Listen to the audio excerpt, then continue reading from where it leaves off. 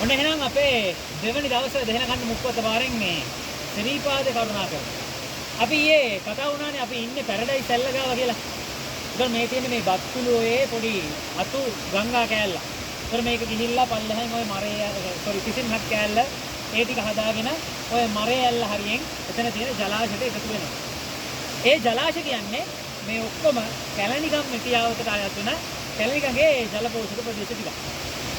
මේ ලෑස්ති වෙන්නේ අපේ දෙවනි දවස් ආරම්භ කරන්න වන්දනාකාරයෝ ටික දෙහන කන්න මුක්කොත පාරින් සිරිපාද නගින්න මේ මෙන්න මෙතනින් පල්ලෙහාට වැටෙන පැරඩයිස් ඇල්ල එහෙම නැත්නම් මහවැලි ඇල්ල ගාව ඉඳන් අපි යමු එහෙනම් දැන් අද අපේ සිරිපාද පත්මේ කරුණා කරගන්න මෙන්න අපි පටන් ගන්නවා අද ගමන දෙහන කන්න මුක්කොත මාර්ගයෙන් එහෙනම් කරුණාවයි කියලා අපි අපේ ගමන පටන් ගමු දෙහන